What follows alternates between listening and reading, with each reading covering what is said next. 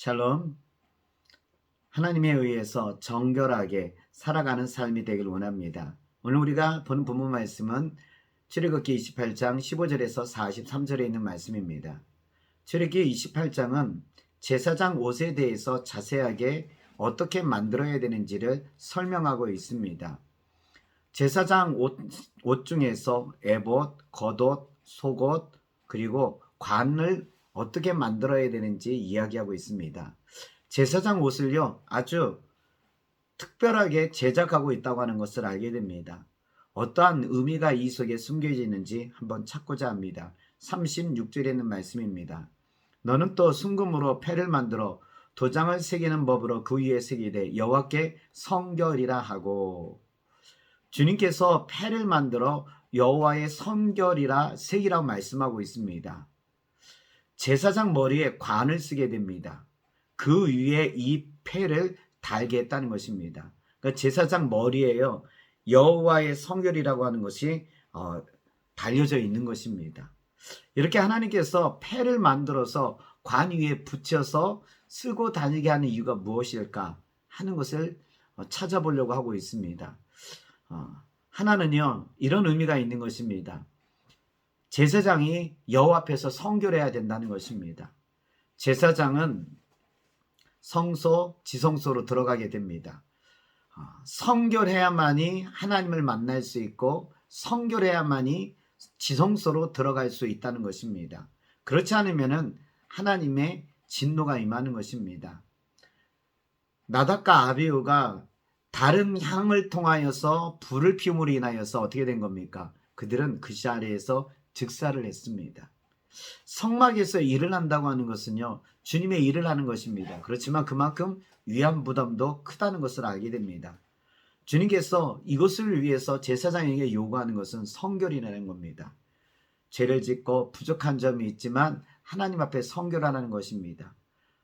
그래서 제사장들은요, 성소로 들어가기 전에 먼저 해야 될 것은 속죄 죄를 드리고 난 다음에 하나님 앞에 들어가고 있다는 것입니다. 자기 자신을 성결하게 한 다음에 하나님께 나아가고 하나님을 만나는 것입니다. 제사장이 또한 여호와의 성결이라고 하는 패를 머리에 써야 되는 이유는 뭐냐면요, 12지파를 책임지는 사람입니다. 이스라엘의 12지파에 있는 사람들을요, 제사장이 책임지고 있는 것입니다. 다른 사람들은요, 하나님 앞에 나아갈 수가 없어요. 12지파를 대신하여서 제사장은 하나님 앞에 나아가는 것입니다. 12지파를 책임지라고 하는 것을 주님이 말씀하시는 겁니다. 12지파를 대신하고 나가야 됩니다. 12지파를 책임져야 됩니다. 그러기 위해서는 제사장에게 요구되는 게 뭐냐면요, 성결입니다.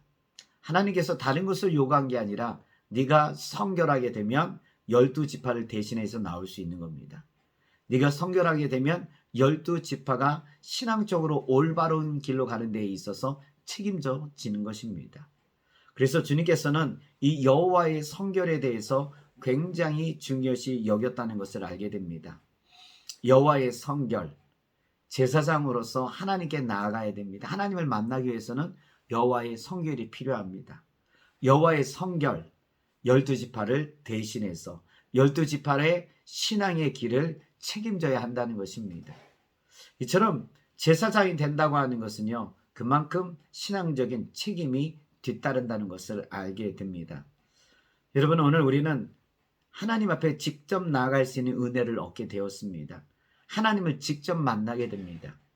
하나님의 은혜가 우리에게 임합니다. 거기에는요, 책임이 있는 겁니다. 하나님을 직접 만나길 원하고요, 하늘의 은혜를 얻기 위해서는요, 우리가 성결이라고 하는 것들을 명심해야 된다는 겁니다. 주님이 요청하는 것은 다른 게 아닙니다. 여호와 앞에서 성결하라는 것입니다. 그러면 나올 수 있고요, 만날 수 있고요, 또한 이 세상에 영향력을 미칠 수 있는 삶이 되는 겁니다. 여호와 앞에 성결한 삶이 되기를 간절히 원합니다.